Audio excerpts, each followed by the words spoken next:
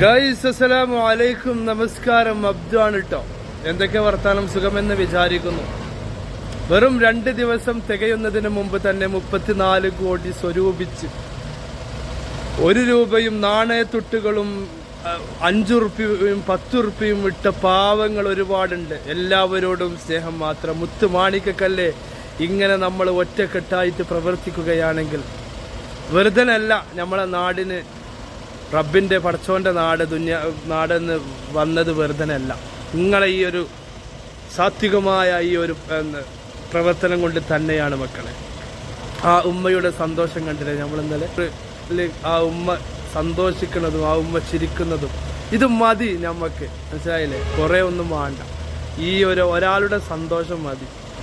നമ്മൾ കാരണം ഒരാൾ സന്തോഷിക്കുമ്പോൾ അതിലപ്പുറം നമുക്കൊന്നുമില്ല. അതൊരു പൈസ കൊടുത്താലും കിട്ടൂല, അതെന്ത് കൊടുത്താലും കിട്ടൂല. അതാണ് നമുക്ക് വേണ്ടത്.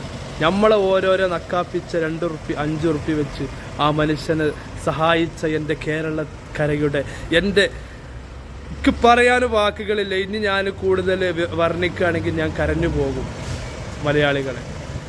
അപ്പോൾ എനിക്ക് പറയാനുള്ളത് വല്ലാത്തൊരു സന്തോഷം നിറഞ്ഞൊരു സാഹചര്യമായിരുന്നിട്ട് അത് മൂപ്പര് ഇറങ്ങുന്നത് കാണാൻ നമ്മൾ ആഗ്രഹിക്കുന്നുണ്ട്. എല്ലാവർക്കും പ്രാർത്ഥിക്കുക. ഇനി നമുക്ക് വേണ്ടത് പ്രാർത്ഥനയാണ്. പ്രാർത്ഥന കൊണ്ട് മറ്റുള്ള ആളുകൾ മുഴുവനും നമ്മളെ കണ്ടിട്ട് മൂക്കത്ത് കജ്ജ് വെച്ച് പോകും. കാരണം നമ്മൾ എന്താണെങ്കിലും ഒരു ബുദ്ധിമുട്ട് വന്നാൽ നമ്മൾ ഒറ്റക്കെട്ടായിട്ട് പ്രവർത്തിക്കും. അതാണ് നമ്മളും മറ്റുള്ളവരും തമ്മിലുള്ള ഒരു വ്യത്യാസം. ഇന്നലെ ഞാൻ മദീനത്തു നിന്ന് വരുന്ന സമയത്ത് ഒരു പാകിസ്ഥാനി ഡ്രൈവർ വർത്താനൊക്കെ പറഞ്ഞു. അവസാനം ഇജ്ജ് എവിടെയാണെന്ന് ചോദിച്ചു. വയനാട് ഇജ്ജ് എവിടെയാണെന്ന് ചോദിച്ചപ്പോൾ ഞാൻ പറഞ്ഞു ഞാനാണ് കേരളക്കാരനാണ് ഞാനെന്ന് പറഞ്ഞു.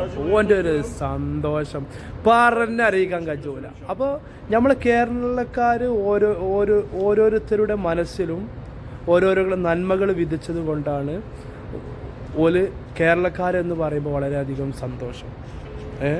അപ്പോൾ അത് നമ്മളുടെ മനസ്സിൻ്റെ നന്മയാണ്. അത് നമ്മുടെ ചെറുപ്പം മുതൽ നമ്മൾ വളർന്നു വന്ന സാഹചര്യമാണ്. മറ്റുള്ളവർ സഹായിച്ച് സ്നേഹിച്ച് ഒരു ഹെൽപ്പ് മൈൻഡായി നമ്മളെ കാരണന്മാർ നമ്മളെ വളർത്തി വലുതാക്കിയതിൻ്റെ ആ ഒരു പുണ്യമാണ് മറ്റുള്ള ആളുകളൊക്കെ നമ്മൾ കേരളക്കാരാണെന്ന് പറയുമ്പോൾ സന്തോഷിക്കുന്നത്.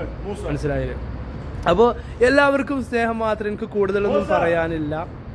പൊളി വൈബ് മൂഡ് പവർ വരട്ടെ. എന്തുണ്ടെങ്കിലും നമുക്ക് നേരിടണം. എല്ലാവരോടും സ്നേഹം മാത്രം.